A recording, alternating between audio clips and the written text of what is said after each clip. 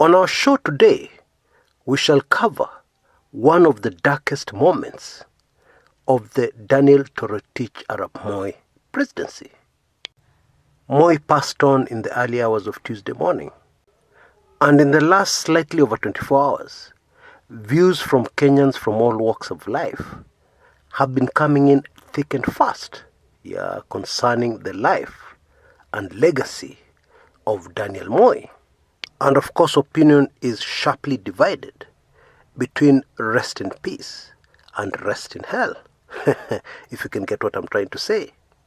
But I think the most surprising revelation so far is that Moi was definitely not 95 years old. He could have been as old as 104 years. And there is documentary proof of this. Anyway, the dark moment we're going to cover is the murder of his Foreign Affairs Minister, Dr. Robert John Ouko, which happened on 13th February 1990, and to this day remains a deep mystery. Well, on this show, we shall try and solve that mystery and shed more light on this very troubling time in the Moi presidency.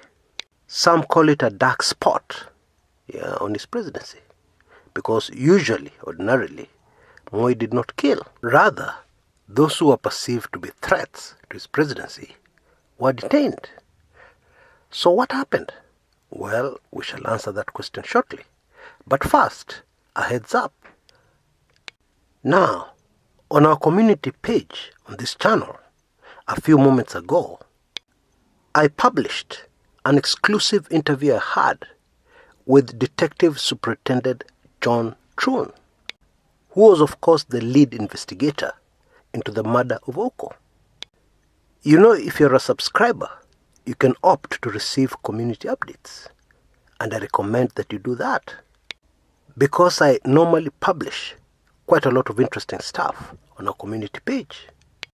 And this exclusive interview, which I did in 2007, is an example of the fascinating and valuable content I usually publish on our community pages, apart from the usual videos. And you can get your hands on it right away. Just go to our channel page, click community, and you'll see the post. And then to make sure that you don't miss anything, ensure that you're a subscriber, and then opt to receive updates. And if you're already a subscriber, go to your settings and allow updates, so that whenever I update the community page, you receive all that valuable content right away. Now, very quickly, the second heads up. I have tons of information on the Moi presidency in old sensitive videos in Club 1999. Indeed, the minute you become a member, you'll receive 51 sensitive Club 1999 videos. A lot of privileged information. And currently, we have an amazing offer. Life membership. In fact, to both Club 1999 and my weekly intelligence briefs. You can see information on your screens right now on how to take advantage of this offer. Go for it. Because you'll also receive the weekly intelligence briefings. You'll be a life member to both the weekly intelligence briefings and Club 1999. You will never ever need to pay subscription again. And the cost is only $29.99 or 2,999 shillings only. The offer is coming to an end very shortly, so please rush. This is the deal of the century. So many of you have already taken advantage of the offer. So if you haven't, don't get left out. Anyway, back to Ouko. Now, fascinatingly, the murder of Robert Ouko was something straight out of a mafia movie. I kid you not. Sample the following. Within a very short time after that murder, all key witnesses either vanished or died, most of them mysteriously. John Troon, the lead investigator, who was invited by the government from Scotland Yard to investigate the murder, almost died on Kenyan soil.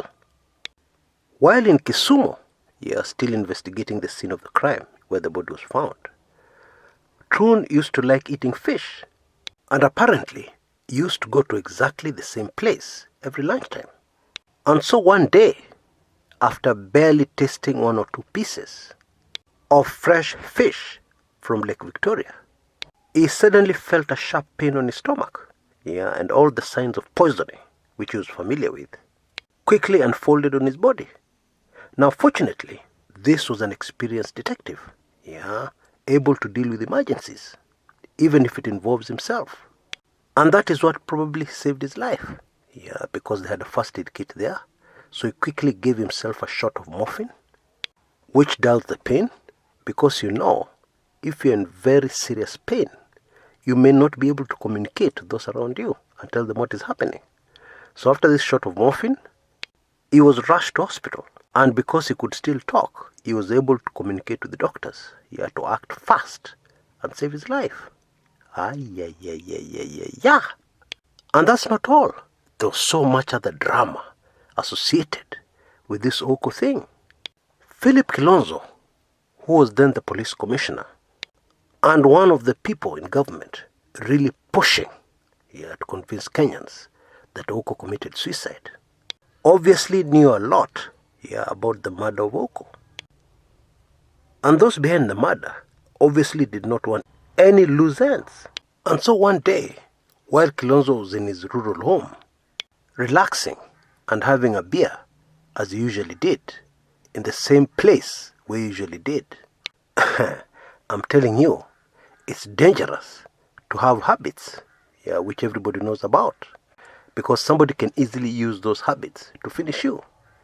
Anyway, as he was having this drink, somebody called him outside where he was having the drink, at a certain bar that he owned. And when he came back and took a sip of his drink, which he had left unattended, he said, "This beer tastes strange," in Kikamba, his vernacular. And those were his last words, because he collapsed and was pronounced dead when he arrived in hospital. What? Now you tell me, isn't that a mafia movie? Only that it's not a movie. It happened right here in Kenya. But let us get down to business. Now, for years, I did my own inquiries, my own investigation. You guys know I'm the curious kind. And now today, for the first time, I am going to reveal to you my unbelievable findings. Now, it all started with a big break I got when I was trying to investigate the Tom Mboya assassination. Regulars on this channel know that took me over 15 years of persistence. And all that work is in the form of videos on this channel where I reveal exactly what happened. Now, when I got the big break in the Tom Mboya case, the very same source gave me my breakthrough in the Ouko case. And he said the following: those who executed the murder were foreigners, people from outside the country, and therefore it will be impossible to successfully prosecute the case in court. That's what he said. Now, super fascinating is a small piece of information, to do with the scene of crime that many Kenyans may have ignored. At the spot where Ouko's body was found, there was a partly burnt handkerchief. And on that partly burnt handkerchief was a single strand of Caucasian hair. Okay, let's start putting it all together. Before his death, on 27th January 1990, Robert Ouko left the country in his capacity as a Foreign Affairs Minister, together with the delegation of another 82 ministers and officials. And their destination was a prayer breakfast in Washington, D.C. Now we know that during that trip, the late Ouko fell out, very badly, with a man called Nicholas Biwott, who was then also a minister in the Moi government.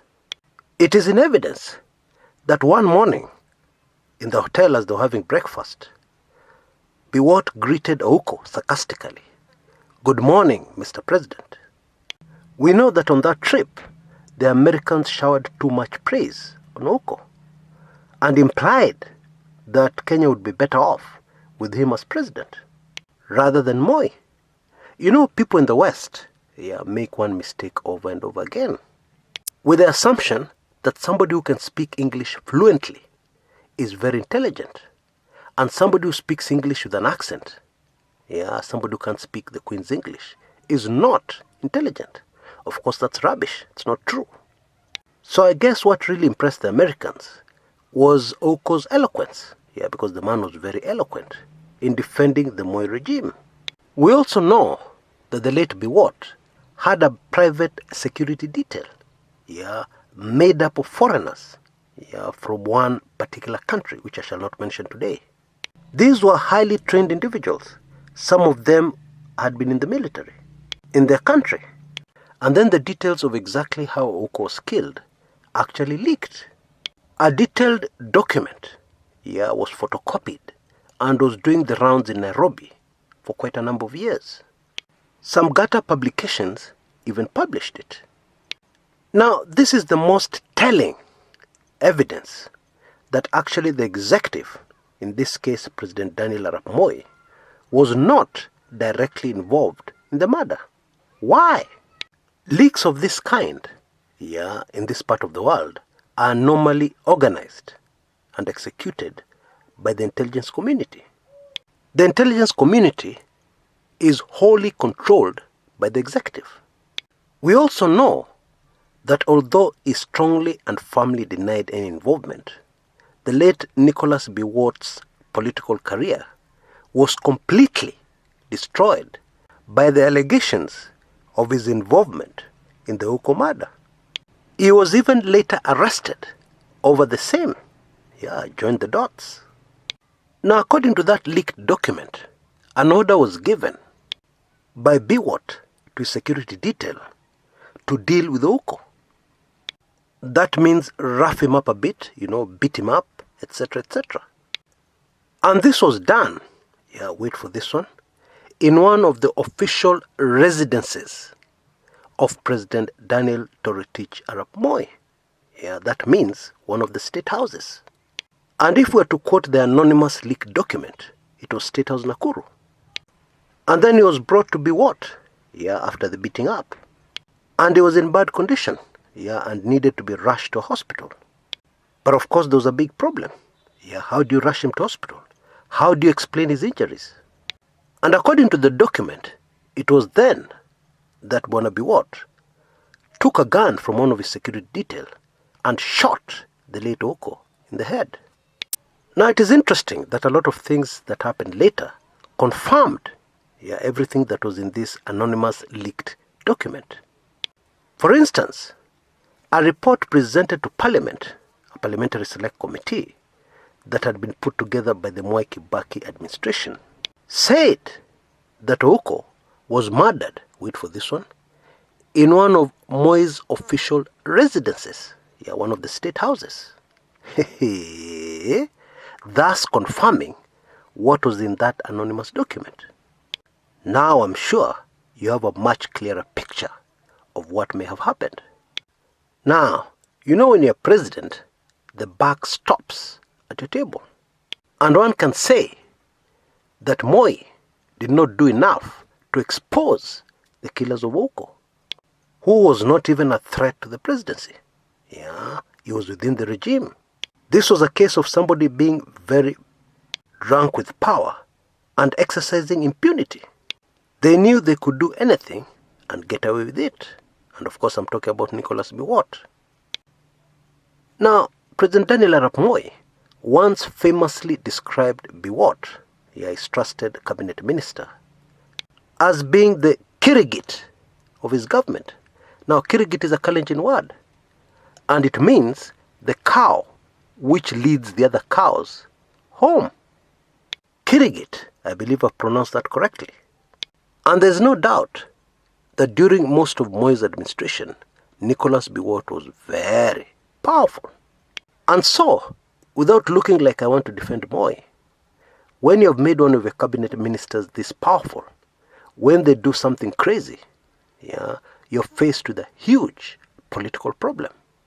A crime has been committed, of course, but you have to consider the politics first. Unfortunately, that's just the way things go in Kenya.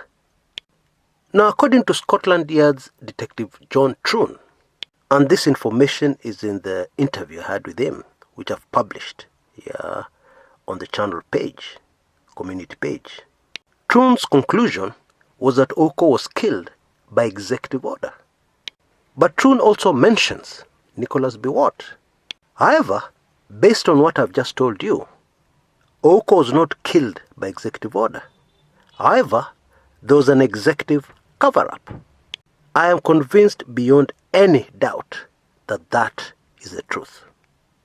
And so, as we reflect on the life of Daniel Toroitich arap Moi, Kenya's second president, I think it is useful to seek the truth rather than to use emotion to judge the man. While it is true that Moi did many desperate things to hang on to power, things that caused suffering to Kenyans, still, in the case of Ouko, we should choose to stick to the truth. Until next time, this is Chris Kumekucha.